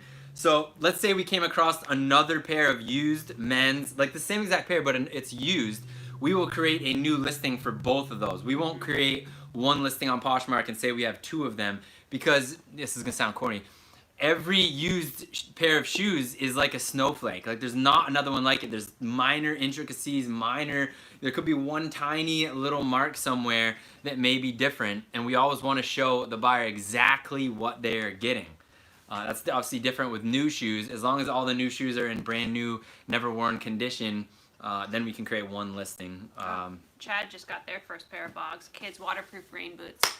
Telling you. A lot of the like classic slide on, in like Ryan was saying, infant, youth, women's, men's, all of the above, all sell really well for us. Just make sure that there's not a lot of heel drag, because the heel wears out really quickly sometimes with Bogs. Yeah. Especially the little kids ones. Sometimes they must walk with their heels or something. I don't know. Yeah. So just double check, but that's awesome. Boom. Here's another pair of really bright Skechers, super lightweight. This had an $8 gray tag on there. Very minimal cleaning. One thing I want to point out, that we want to point out with extreme value, is the idea that symmetry will help you look at the condition of the shoe. And what we mean by that is when we're in the store, most shoes, not every, 99% of shoes are symmetrical. Meaning the left is going to look like the right. Obviously one's left and one's the right. But what we do to make sure, especially it's a little bit harder on a pair like this to see if there's any rips or tears, we will hold them so they're facing us. Let me show you. So they're facing you like this, and that way you can tell if there's any difference, and we'll go like this. And if there's any difference, that's because there's a blemish or there's a rip. Now obviously there's none on this, but that's the way that we can very quickly, and it creates efficiency while we're sourcing, is symmetry. Boom. And you're looking at it, you're looking at the heel, you're looking at the bottom. Here's another, and whoever mentioned it before about pronate, you can tell the tread should look the same as well. And so we'll be like this, and oh man, if this one has less tread gone than the other, symmetry will help you go through and look at the condition of shoes. So Resolution Hustler said, Lindsay, do you copy and paste from Poshmark to Mercari, or do you type fast? So yes, what I will do is, so we will get all of these inventoried, we'll get them all cleaned, we'll get them all photographed, and then we'll get them all listed, like exactly in that order. It might take a day, it might take 4 days, it depends how we feel. Yep. But because these will all be pretty much in the same exact condition, they're all used, and they all have the same buy cost, the only thing that is varying between all these is their size. So what I'll do is I'll take the same description and I'll be able to copy and paste it for every single one of these shoes and just change the size. And the color. Well, I guess I add the color to the Mercari listings, but on Poshmark you're just choosing the color. Oh yeah. But yeah, so basically I'll be able to just use the same description for all of these. Keep it simple. Like, as long as you have really good, well-lit photos of every single angle, and your description explains that they're used, whatever other information that you think is important, and the size, don't overcomplicate it, because I can go really quick and still give the information that the buyer needs to know before making a decision. One thing that will help you too, that we think about all parts of our business while we're outsourcing. The stricter and the better you source, the easier everything else is going to get. Yes, we are sourcing used shoes. Yes, if we find 2 pairs of these Nike high top, these are called the stutter steps. If we find 2 pair of these in the exact same colorway, we will do 2 different listings. But we always source shoes that need very little cleaning and are in great condition. If you're starting to source shoes that have like a giant gash on them, and you say to yourself, well, it's just a gash, like it's okay. That is going to add time to your listing, because now you're going to have to describe in the listing that there is a gash on it. You're going to have to take an additional photo that shows the gash in it. Things of that nature. So the stricter you are in sourcing, the easier the rest of everything gets. And not only that, but you're going to get more profits quicker the stricter that you source. What do we got? Here is a pair of men's Under Armour Currys. These are just one of the more regular styles in the Currys, but Under Armour and Curry goes well. These are $13 yellow. Oh, we got offers coming in on Poshmark and Mercari right now. I'm trying to respond. Again, really good tread. Not a lot of cleaning. There's a little bit of dust that we're gonna have to get off. Great insoles, great size. These are a men's. These are a men's 9.5. Again, with a bigger buying budget, you can get out of that 10.5 through 13 because with a bigger buying budget, all sizes do sell. Someone said we should do a live stream while sourcing shoes. We've thought about that. That's a great suggestion. We appreciate that, but then it would take us a lot longer to source, and we don't want to spend our whole entire day sourcing, period. So respectfully, we want to be able to answer your questions, give you all the time and attention, show you all the things, and that's a lot harder to do when we're outsourcing because we don't dick around when we're outsourcing. We're boom, boom, boom, boom, boom, boom.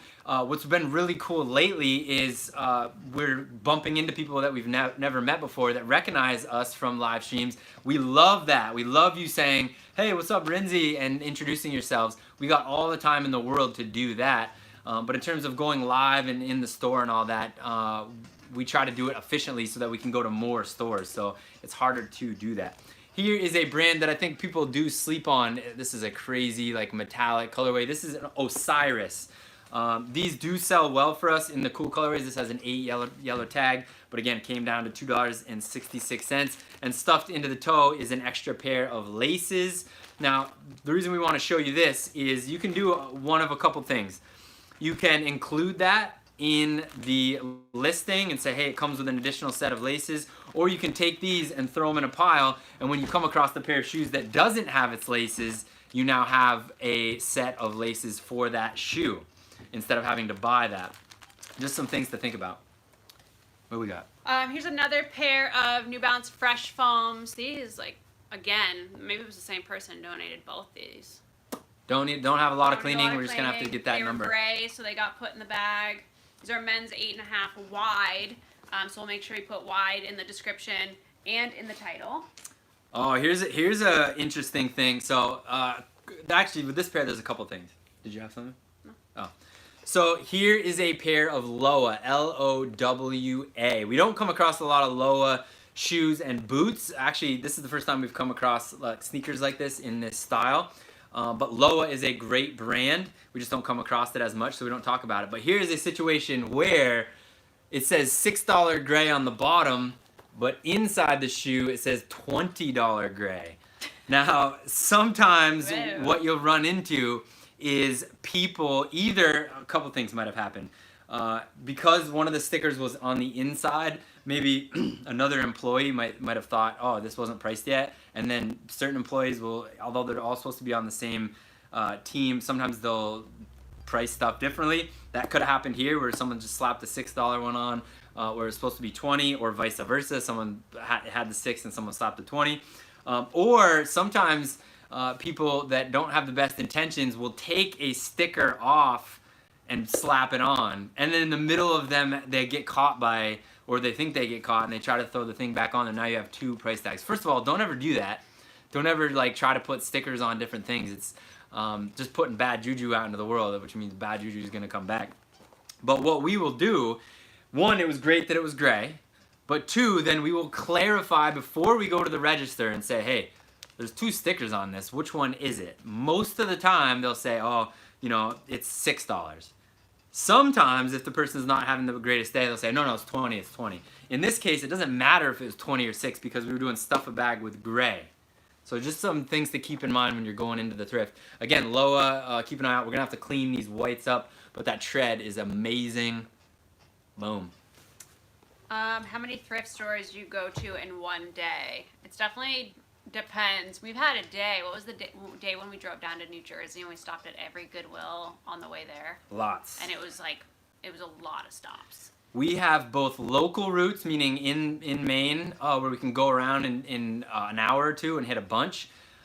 We have medium routes where we'll go Maine, New Hampshire, and maybe trickle down into Mass. And then we have multiple day routes where we'll do all those. We'll hit Maine, New Hampshire, Massachusetts, Connecticut, New Jersey. We've even gone across to Michigan, up into Canada and back. It really depends on what our budget is that week and what our financial goal that we want to hit is. And now it depends what's open. Is that what you're saying? Yeah. Yeah, now it depends what's open. So like a lot of places, a lot of stores in Massachusetts haven't opened yet, and the main ones, Southern Maine at least, just opened yesterday. Yeah.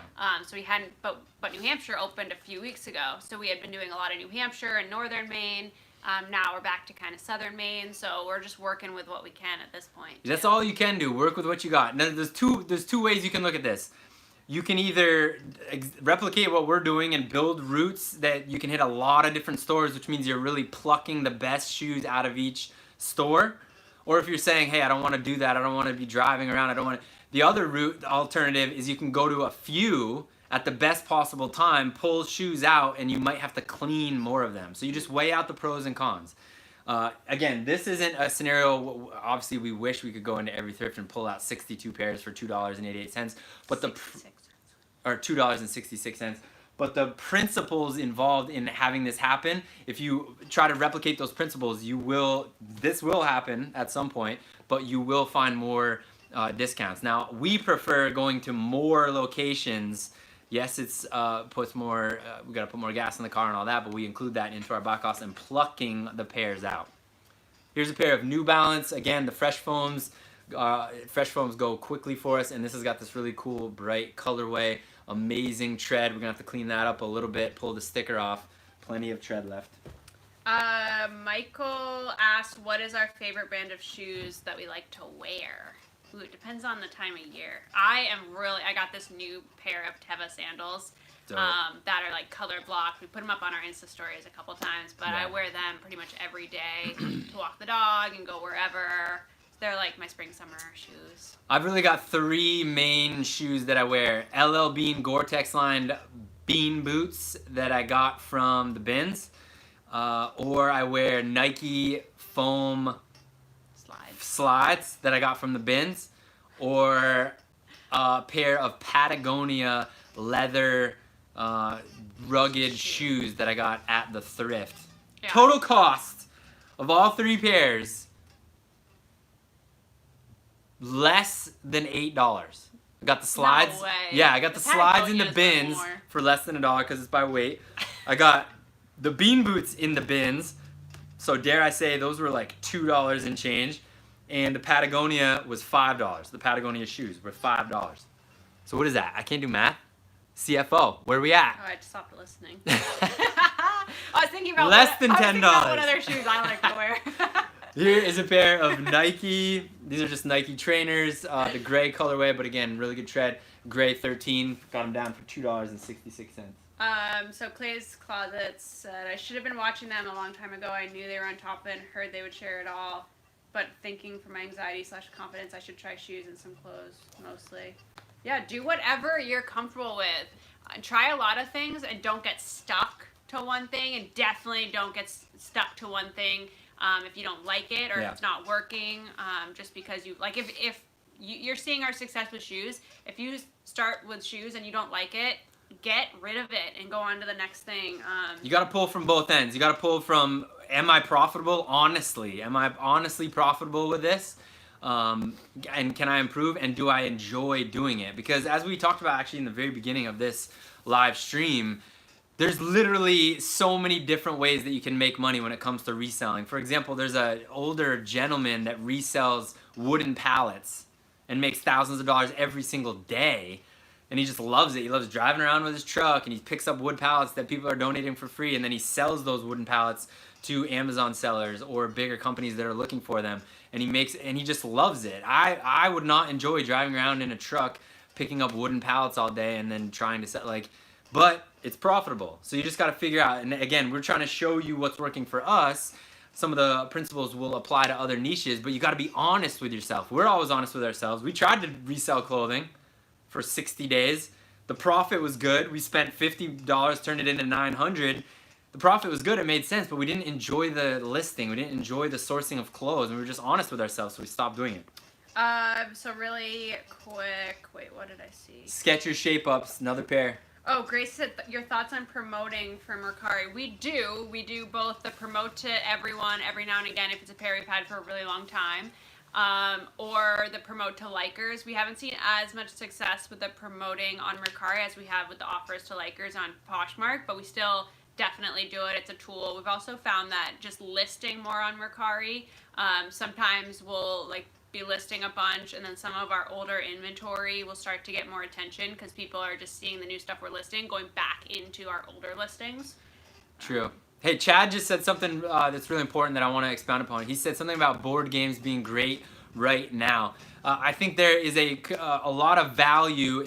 Money is important, obviously. It makes the world go around, and with all the craziness and people losing their jobs and how even it's magnified even more.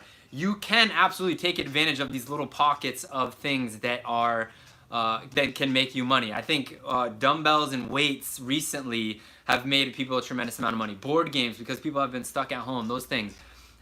Take advantage of those unique scenarios and try to build it into something that's consistent. We are always looking at those different things, but we're also not pulled away. We keep laser focused on what we're doing so that we can build consistency no matter if the world falls apart, guys. We're still going through a pandemic right now, and we've consistently sold. Money is still coming in because we're laser focused on the systems that work for us, and we're understanding the market. Meaning, are people going to continue to buy this thing even if they have a little amount of money? So Phoenix Flippers asked, do you update your Google Sheets while at the thrift, knowing what shoes you're going to buy, or wait till you get home? So we will put all of the pairs in our inventory sheet at once when we get home. We've done it both ways. So we've done it both ways, and it's based on either how much action is going on in the thrift, or sometimes I'll go to like some of the local thrifts while Lindsay is doing other errands, or vice versa. And so it really depends. And to give you our honest answer, we've done both. For example, when we're in an outlet scenario, like in a Nike outlet, and we're buying tons and tons of shoes and they're stacking up, we do actually have the time while we're in the outlet to log them all in, because they're going through taking the sensors off, going through taking, punching them into the computer and all that. So we have the time to log it in then. If there's this is a perfect example for present day. If there's a long line at the thrift or the retail location that you're in and you're waiting and waiting, log it in while you're in the store so you don't have to do it when you get home. It's also a really good way to we learned this with Nike especially, it's a really good way to keep track of what your total should be of your purchase. Yeah. Sometimes, and it's not their fault, but sometimes things will get scanned incorrectly. It's supposed to be on sale. It doesn't ring in that way. So as long as you show up to the register with an idea, or at least a rough idea of what your total should be, you'll know if it's dramatically different that something was wrong. Yeah. Whatever. Super good point. It's hard with the light. New Balance walking shoes are very popular for us. I just want to rip through a couple of these. Echo is a brand that we were talking to you about. Guys, these have not been worn. We will still put gently used, but these literally have not been worn. There's no cleaning. We're just going to have to peel that off. Had a $13 gray tag on there. One more pair and then jump in. Here's a really cool pair of Nike Run Swift. These are men's. It's in that really cool, again, guys, the stricter you source, the less work you're going to have to do, and the quicker your sell-through rate is going to be. Yes, we have a video about Google Sheets. It's in the Follow the Flip Season 2, I believe, where we run through exactly the information that we put on the inventory sheet, and then also when we transfer it over to our sales sheet. Here is a pair of men's New Balance, these are women's 11. Boom, boom, boom. And the reason we picked these up, I don't know if you can really tell, but these are slip resistant. You can tell by the speckled, speckled tread on the bottom there. Slip resistant is another feature in addition to waterproof, in addition to like something that has Gore-Tex involved in it, which is a bonus when it comes to shoes. Steven said, what kind of phone do you use to take photos? We have iPhone 7 Pluses. Yeah, we run our entire business, including this YouTube video right now. My phone is the one taking it, and Lindsay's on her phone. We got the family business package or whatever. We got 2 iPhone 7s, and they threw in an iPad. We don't even own a computer. That we run our entire business from that. Here is a interesting brand that we passed on before we did research. It's called Allegria, and it's that's a good brand. They usually have really cool colorways. Allegria. There's how you spell it right there. Allegria by PG Light. We've been picking these up and they've been selling for us. Also, going back to asking about our inventory Google Sheets while we're out. So we're at the point where we wait till we get home to put them all in, but we definitely stay up to date while we're out or when we're anywhere with our sales. So the fact that we work from our phones allows us to, whether we're at a store, at lunch, at, my parents' house, whatever, watching football, who knows where we are, we're always able to quickly take a pair that sold off the marketplace that it didn't sell on and also complete our inventory sheets. So we don't have to wait till we get home to get on our laptop and then we're concerned that it's going to sell on multiple marketplaces. So we do stay up to date with all of that while we're out and about. Our business, literally to the minute, is always up to date. So the next part of that conversation is we can see before something bad happens, we can make small pivots. We don't really have slow times. And when something does slow down, we go from 29 sales a day down to 24, we understand why and we can maneuver using those micro pivots. Here is a pair of Anu AHNU. This is a really good brand, men's, women's. I don't think we've ever come across kids Anu. Keep an eye out for those. What else we got? Here's a pair of Nike basketball shoes. These are, sometimes they're called Hyper Quickness, sometimes they're called Hyper Dunks. This, I'm not sure exactly what this style is, but this is a men's 10.5 in that red, black, and white colorway. That's usually really good when it comes to basketball shoes. Here's a pair of New Balance 311. They're suede. These were $20, but they were gray, so they were stuff in a bag. So again, down to $2.66. These are not even worn. We were talking about earlier about shoes that have no laces. Now this is something interesting. These are a pair of kids Converse.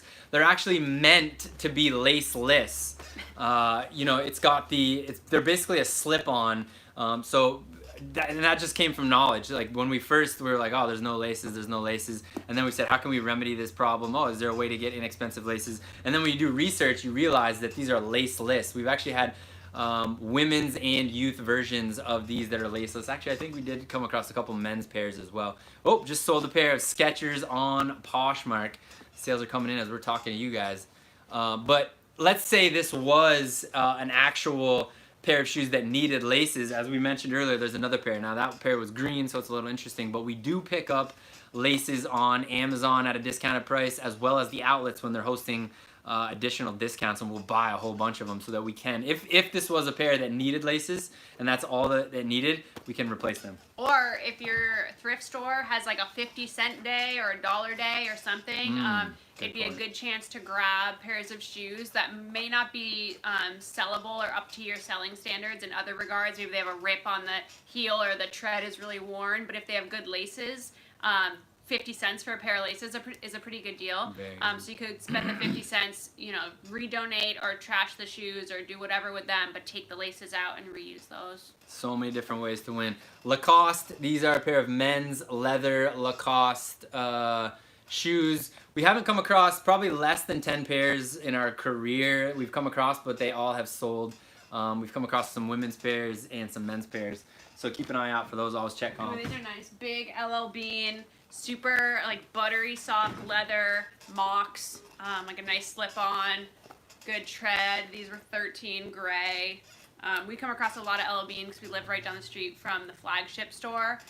So a lot end up in our local thrift stores, but they're definitely across the country now. Here is a pair, I can't remember what this style is called. It's obviously a pair of boots. This brand is actually called Penguin.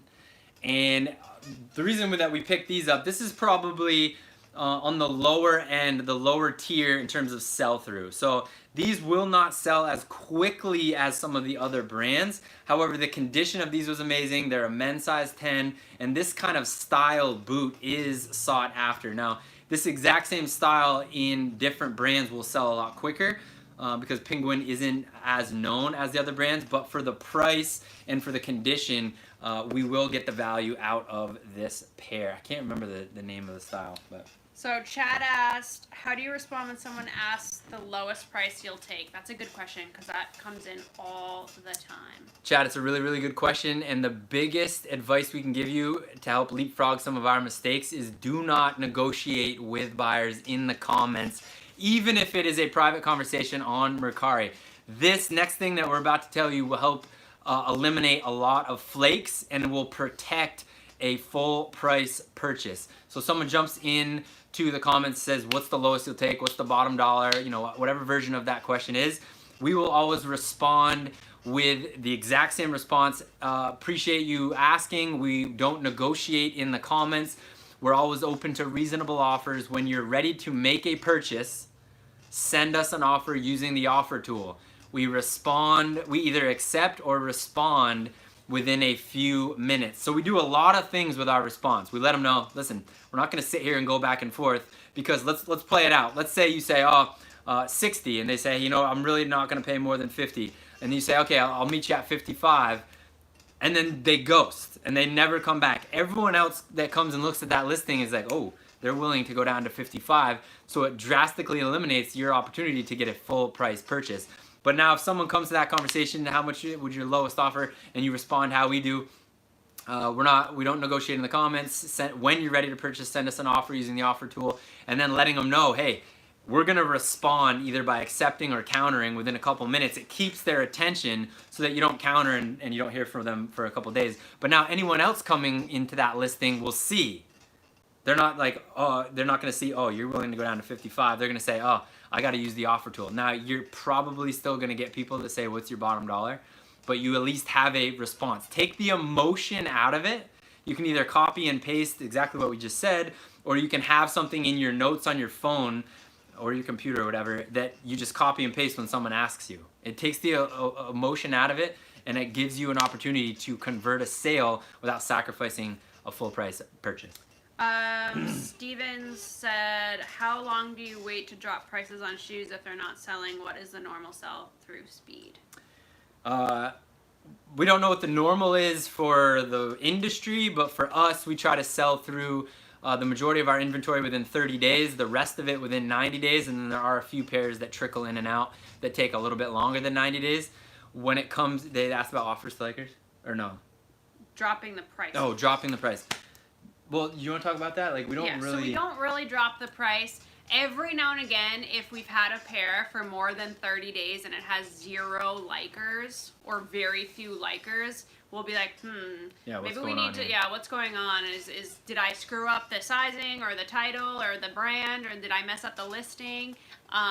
Do we have all the photos? Like, or is this just not priced correctly, or just whatever? So we might drop the price in that sense, but we way more often, and we're actually starting a new thing where once a month we send offers to Lakers on every single item in our closet. So we do that. We're way more apt to, for a 24-hour window, the price is dropped, you get discounted shipping. After that, the price goes back up to regular pricing if no one is taking advantage of it. It's super important to understand, again, why we don't like to drop the price is especially on Poshmark, if you're sharing your listings every single day, there's new people seeing it and there's new likers coming in. So if you're dropping the price, first of all, you should be pricing with respect to the market value, not just randomly picking it.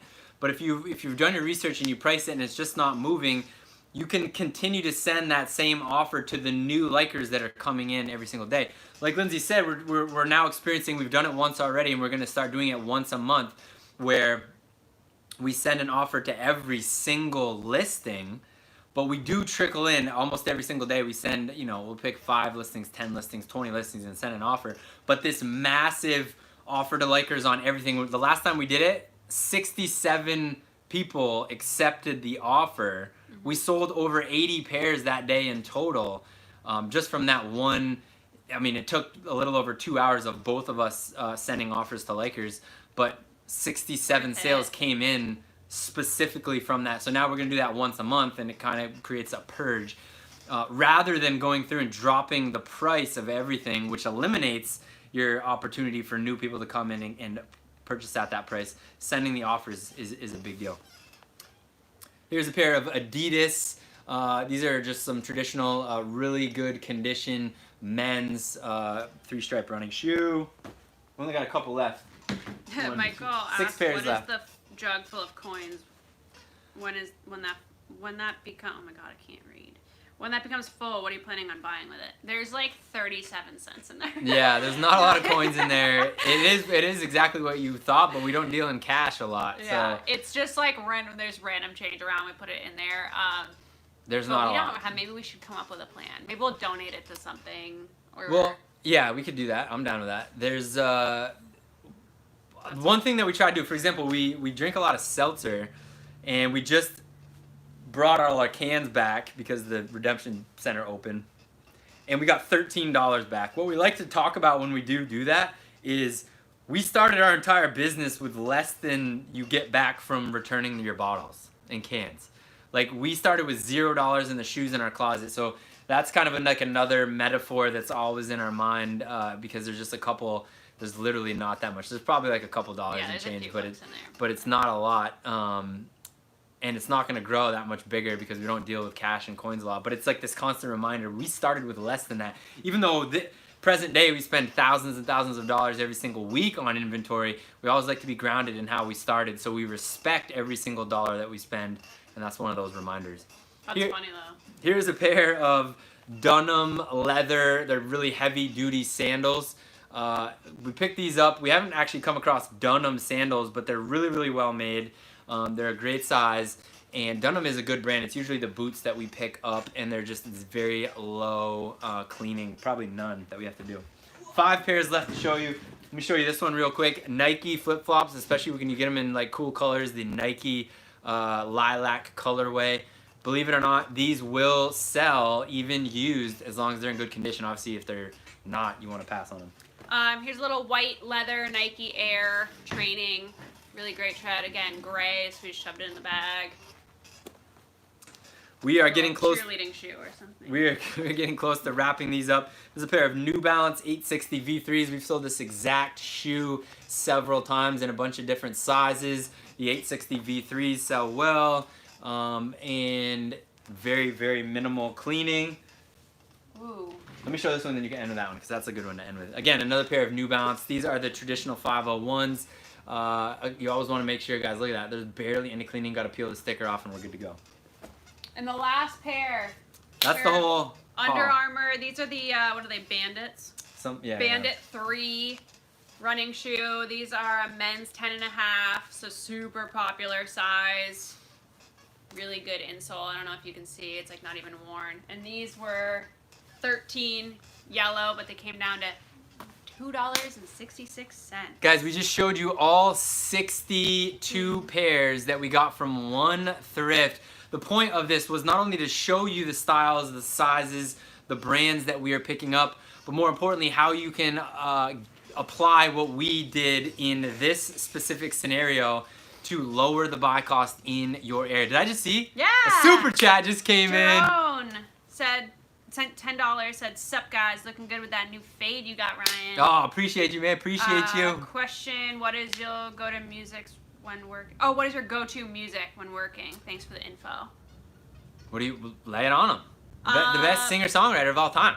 Oh my God.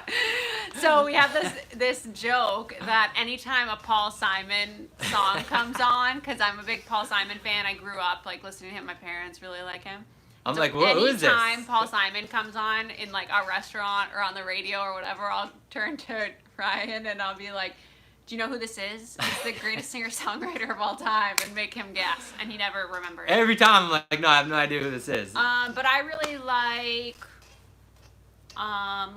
The Strokes and Arcade Fire, yeah, that kind of stuff. But really, we've been watching a lot of like the news and a lot of Sports Center, a lot of ESPN. Yeah. Or if like we'll jump on YouTube and just stream a channel, you know, whether it's hip hop or sometimes we'll go the other end and just play classical music. You know, we don't want to give you the podcasts. We don't want to give you the cliche answer. We listen to everything, but we listen to a lot of different things because sometimes we're on fire and we want to do 100 listings in one day, and sometimes we just want to chill out and maybe we'll only do 5 listings, or we'll put on YouTube. Those of you that will watch the video of our what's it called? Our photography setup. We have a wooden box, and above that wooden box, we actually have a TV. And so we'll stream YouTube or stream some podcasts or some things of that nature, just to like keep our mind going as we're doing the batching of the monotonous work, you know, photographing and listing. Good question. Oh, that was really good question. If you have, to compound that, if you have any suggestions of new music that we should listen to, we're always open to listen to, all genres included. Guys, the best singer-songwriter of all time. We try our best to provide as much value as we possibly can. We obviously don't decide what is valuable, you do. And we think that the best way that we can do that is to show you exactly what we're doing and how we're doing it. All 62 pairs that you just were shown were from one store. But again, more importantly, we're going on discount days. We're one of the first people in the door when they open. We're using the rewards programs, and we're obviously building relationships with the people that work there, so we know if there's any pop-up sales that are happening. We build our entire business following all the rules and getting the same deals that anyone else gets when they walk in the door, so that we are always in control of our business. If we had some secret, you know, backdoor sale, extra bargain that no one else gets, we would be we'd be stuck. Our business would be built around something that someone else controls. And so we build our entire business following all the rules, and that's why we can share with you, so that you can then, especially if you live in New England, you can do exactly what we just did. There's thrifts that haven't opened up yet where you can replicate this. There's thrifts that have just reopened up, where you can go now. There's still plenty of inventory. Even at that one store we got 62. We could have got more. But there's more opportunity. There was people next to us that were filling their carts as well. It's not the case every time, but you can replicate these things, and we hope that you absolutely do. There's enough room for all of us to get our piece of the pie. We're definitely missing sports, Phoenix. Oh. We do watch UFC on Saturdays when they have it, like this Saturday and next Saturday. Yep. But lots of fights have been on. I'm a huge football fan, and so I'm like crossing my fingers that they're going to be able to play this year. Yeah. We want sports to come back as long as it's healthy. We want all the athletes to be healthy. We cannot wait until we're streaming SportsCenter all day and then watching all the games, usually at night. We've been watching. We love watching golf with Lindsay's parents. Lots of things that we are looking forward to, and we continue to look forward. We like doing these live streams because it's better for us to be able to interact and answer questions rather than create a video and post it. Just how we work as, I guess we can call ourselves YouTubers, but you know, however we're using YouTube as a library of content that you can hopefully improve upon your reselling business, specific to shoes or whatever niche that you are in. That's what we got for you guys today. In the comments below, please let us know where you are checking in from. And if we didn't answer your question on this live feed, you can always message us. If you watch this later on, we'll try to respond to questions. Or you can DM us on Instagram. You can message us on Facebook. However you want to reach out to us and ask us questions, there's no such thing as a silly question. We're always open to answer all of your questions for free. There are silly questions. No, there's not. There's no dumb questions. There's no dumb questions. There are silly questions. We ask a lot of silly questions, but don't be afraid to ask questions. That's the only way that you are going to get answers. Guys, until the next video, we hope you enjoy each and every single step. Stay healthy out there. Be safe with whatever you're doing. Treat people with respect. Treat people the way that you want to be treated, and we will all get our piece of the pie. We'll talk to you guys real soon. I actually don't know how to turn this off. Probably the X. Are you sure?